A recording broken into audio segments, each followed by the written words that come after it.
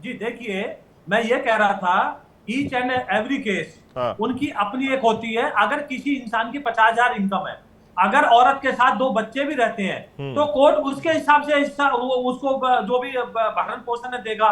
क्योंकि मैं एक एडवोकेट हूं, मैंने भरण पोषण के 125 सीआरपीसी के और अभी जो ये बीएनएसएस कैसे की एडवोकेट हैं? 144 जो सेक्शन है, वो मैंने देखी है, पढ़ी कैसे है। तो एडवोकेट ये हैं कहते समझ हैं में नहीं आ सुप्रीम रहा। कोर्ट तय कर दे। ये कैसी बेहुदी बातें कर रहे हैं, सुप्रीम कोर्ट तय कर दे 50,000, 1,00,000, 5,000, 10,000। क्या समानता एक हो सकती है किसी भी की भी इनकम की, या किसी औरत की जरूरत की हो सकती है क्या? क्या उसके साथ बच्चे हैं, नहीं है, क्या वो बीमार है, क्या वो स्वस्थ है?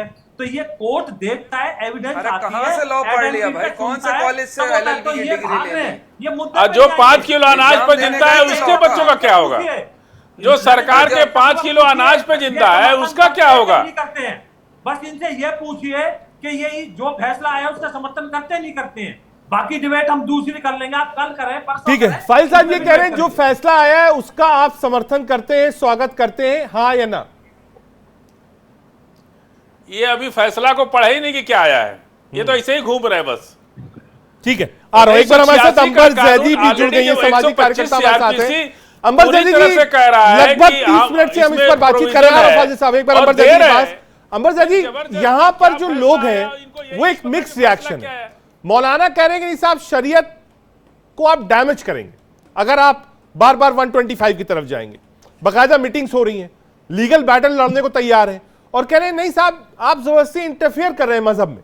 अंबर जैदी, देखिए, मैं सबसे पहले ये बात कहना चाहती हूँ कि हम सब भारतीय नागरिक हैं, महिला पुरुष कोई भी हो, सबको संविधान ने फंडामेंटल राइट्स सुनिश्चित किए हैं।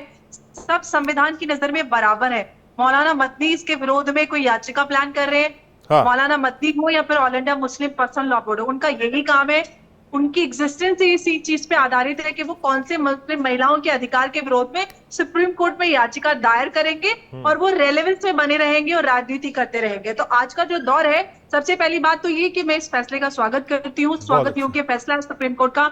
मुस्लिम महिलाओं के अधिकारों को जो यूनिफॉर्म सिविल कोड की हम मांग करते हैं, उस दिशा में एक अहम कदम है, और मुझे लगता है कि इस देश के हर एक इंसान को इसका स्वागत करना चाहिए। लेकिन अनफॉर्चुनेट है कि यहाँ पर बैठे जितने भी हमारे मुसलमान भाई हैं, वो इससे नाखुश है कि उनकी बहनों को, उनकी बेटियों को वो अधिकार संविधान से मिल रहे हैं जो वो देने में असफल रहे। 40 साल पहले जिस फैसले को तत्कालीन सरकार ने, राजीव गांधी सरकार ने पलटा था, मुस्लिम पुरुषों और मौलानाओं के प्रेशर में आके आज उस फैसले पर वापस 40 साल बाद वो हक, वो अधिकार मिल रहा है। उससे भी आप नाखुश हैं, आज भी आप कोर्ट में जाने के विरोध में जाने के लिए प्लान करें। ये इससे आगे बढ़कर मुझे लगता है कि हमें यूनिफॉर्म सिविल कोड की ओर बढ़ना चाहिए, क्योंकि आजमी साहब, मैं देखिए नहीं होती। अंबर जैदी हैं, रिप्रेजेंट करती हैं, आपने उनकी बात सुनी। उन्होंने कहा साहब समझिए हम क्या चाहते हैं। अजहरी साहब, माफ करिएगा, अजहरी साहब। हमारे यहाँ मुसलमान कहलाने वालों के लिए पहली शर्त यह है ला इलाहा इल्लल्लाह को समझना। समझ लेना मेरी बात। मैं क्या कहना चाहता हूँ वो लोग समझ जाएंगे जो इसकी जद में आएंगे। ला इलाहा इल्लल्लाह का मतलब है, हम ये बात है मुसलमान कहलाने के लिए, कोई अपने ऊपर ना ले। हाँ। ला इलाहा इल्लल्लाह का मतलब है अल्लाह के सिवा कोई और पूजनीय नहीं, उसके लिए जो मुसलमान है। जिसका ये यकीन नहीं वो मुसलमान ही नहीं। यहाँ पर जो लोग बैठे इनसे पूछिए, जो लोग वकालत कर रहे हैं ये मुसलमान है भी या नहीं। अंबर जैदी बोलिए। खुल करके, मैं बोल रहा हूँ, खुल करके बोल रहा हूँ। आपको क्या लगता है टोपी और दाढ़ी लगाकर आप मुसलमान बन जाते हैं क्या? ये लोगों को छलना धोखा देना बंद कर दीजिए।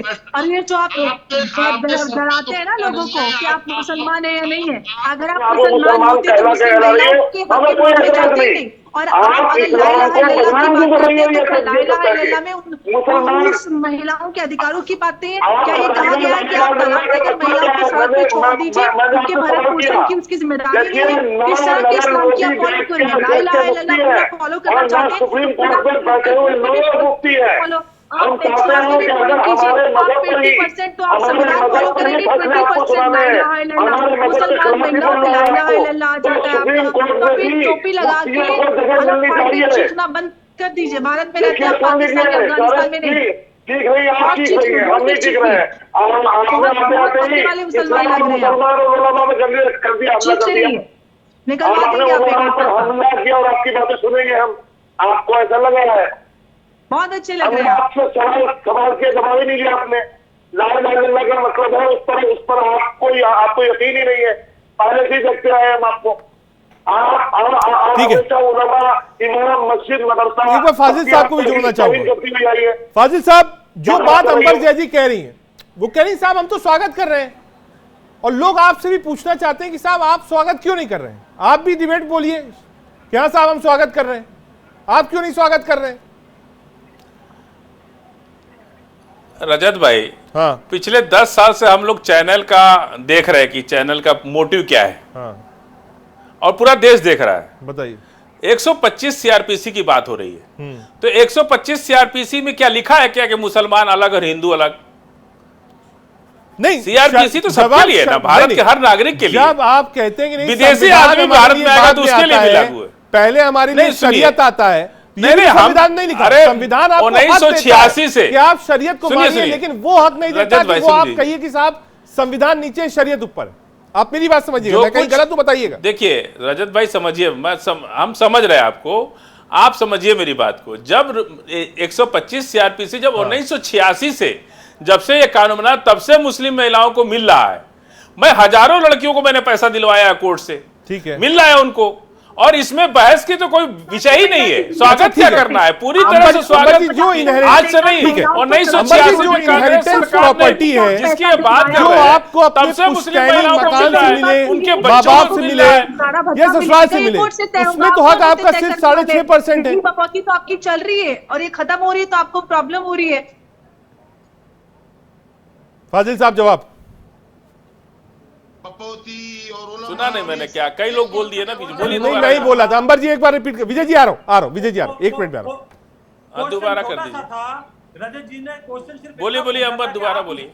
आप उसका देखिए मैं यही बात कह रही हूँ कि नहीं, सबसे पहली बात तो ये कि यहाँ पर जितने भी पुरुष डिबेट्स में मिल रहे हैं, कह रहे हैं मैं पैसा दिलवाया हूँ, मैं पैसा दिलवाया। आप कौन होते हैं भाई साहब पैसा दिलवाने वाले? पैसा गुजारा भत्ता उस महिला और उनके बच्चों के भरण पोषण की जिम्मेदारी फंडामेंटल राइट संविधान ने दी है, और 125 सीआरपीसी यही सुनिश्चित करती है कि भारत की हर मुसलमान महिला को गुजारे भत्ते मांगने का अधिकार अपने पति से है। तो हर मुसलमान महिला नहीं, सबको, हिंदू मुसलमान सिख ईसाई, 30,000 रुपए सीआरपीसी सबके लिए है। उसकी पूरी जिंदगी तय नहीं होती है। आप लोग एडवांस में महिलाओं के मिलने वाले मेहर को तलाक के वक्त देते हैं इतने बड़े वाले, तो आप चोर हैं। तो आप यहाँ पे आके पैसे देने की बात मत क्या कीजिए। जो वेडिंग गिफ्ट होता है वो तलाक के वक्त देते हैं, और जितना होना चाहिए वो भी नहीं देते। 1400 साल पुरानी रकम आज आप 2024 में देते हैं। इतने बड़े वाले तो आप इंसाफ करने वाले हैं, और आप महिलाओं के हक की बात करते हैं कि महिलाओं को वो मकाम मिला है, वो इज्जत मिली है। भाई साहब, जो संविधान का समान अधिकार है वो दे दीजिए। हमें कोई हक और मकाम आपसे नहीं चाहिए। कोई हमें कोई बड़ी मूर्त नहीं बन रहा है इंसाफ की। हमें संवैधानिक अधिकार चाहिए। End of the story. और आप लोग ठीक है, अंबर जी एक बार जवाब ले दीजिए। बोलने वाले कि किसको कितना पैसा मिलेगा, ये कोर्ट तय करेगा कि किसको कितना। एक बार विजय जी को भी जोड़ आ रहा हूं। फाजिल जी छोटा जवाब आ रहा हूं। विजय जी आ रहा हूं, हर एक परिवार में, विजय जी 1 मिनट में। हर एक परिवार में किसको कितनी रिस्पेक्ट है, ये नहीं मामला, ये नहीं है मामला। ये है कि जब 125 सीआरपीसी में, ठीक है, पूरी तरह से महिलाओं को आज से नहीं 1986 से एक मैं आ रहा हूं विजय जी के पास। तब से विजय जी ये तो बीजेपी मुद्दा धीरे धीरे बन जाएगा। प्रायोजित जो कार्यक्रम चल रहा है ना कि 3 राज्यों में चुनाव भी है, मुसलमानों के इस्लाम के महाराष्ट्र खिलाफ बात में, करना, झारखंड में, हरियाणा में। तो क्या ये धीरे धीरे उसी तरफ मामला जा रहा है? क्योंकि एक वोट बैंक भी है जिस पर पार्टियां राजनीति करती हैं। विजय जी। रजत जी देखिए, 10 सेकंड मैं लूंगा, पहले इनकी बात का जवाब दूंगा। हाँ। सर जवाब भी कहते हैं कि 1986 से है, तो ठीक है, आपने क्वेश्चन पूछा, आप उसका स्वागत कर दीजिए। दिक्कत कहाँ है? एक सेकंड का सेंटेंस है। दूसरा, इन्होंने नूर अजहरी जी ने पूछा अंबर जैदी जी से कि ये तो मुसलमान ही नहीं, ये सर्टिफिकेट बांटने वाले कौन होते हैं, कौन मुसलमान है और कौन मुसलमान नहीं है? ये तो हलाला का समर्थन करने वाले, इनका दोगलापन देखिए। हिंदू होने में क्या दिक्कत है भाई? अगर ये सरिया की बात करते हैं, एक मिनट, ये सरिया की बात इस देश में अपना चेंज कर सकता है, बना सकता है, इसमें आपको दिक्कत क्या है? आप इतना अंबर जैदी के सपोर्ट में खड़े हो रहे हैं, आप इतना क्यों खड़े हो रहे हैं सपोर्ट में? अरे भाई बिल्कुल सहारा लेंगे, हमारा देश है, देश हमारा है, सजा का मामला हम लोग सहारा लेते हैं। अगर किसी आप अपने समाज में ले जाइए, जब आप चोरी करते, कोई हिंदू रहे तो भी कोई दिक्कत नहीं है, मुसलमान है तो भी कोई दिक्कत नहीं है। आपके हाथ क्यों ना काट दिए जाए? आप गलत अरे नजर बिल्कुल से देखें, संविधान पे आपके भरोसा हाथ है, खोल दी जाए। संविधान पे आपको उनको पता भरोसा है, नहीं जो बात कह रहे थे कि 400 वहाँ पार करके हम चलेगी। संविधान बदल आप देंगे। शरिया को पिक एंड चूज करते हो। संविधान उन शरिया लोगों में को तो भरोसा बहुत नहीं जो ये शरिया कह में रहे तो थे फिक्र पे भी बैन है। कि इस आप बार टीवी पर 2024 में हम बैठे हो। संविधान आप मुझे बदल देंगे। बताइए, अगर आप अरे वो लोग कह रहे हैं जो संविधान बदल देने की बात कर रहे थे, वो संविधान की बात कर रहे हैं। हमको तो खुशी है जो लोग कह रहे थे कि 400 सीट दे तो हम लोग संविधान बदल देंगे।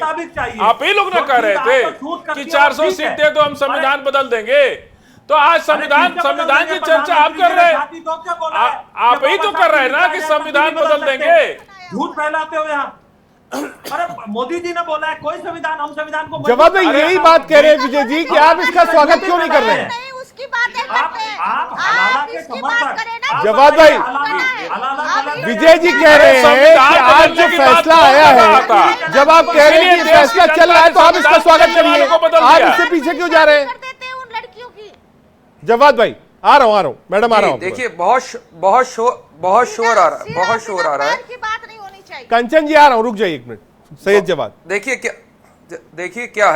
देखिए क्या है अभी सुप्रीम कोर्ट के 2 न्यायाधीशों ने जो फैसला दिया है, इसीलिए मैं कह रहा हूं उसको और ज्यादा स्टडी करी जाएगी। और अगर उस जवाब भाई मैं कह रहा हूं आप स्टडी करिए, पूरा डिटेल्ड ऑर्डर ले लीजिए और अगर पूरी मीटिंग करिए, लेकिन प्राइमा फेसी तो कहिए कि नहीं साहब अच्छी चीज है, कुछ दिक्कत होगी तो हम बताएंगे। प्राइमा फेसी तो आदमी कहता है ना कि साहब ठीक है आगे देखते हैं और क्या हो, सही है गलत है, लेकिन पहले तो ये कहेगा नहीं साहब सही है।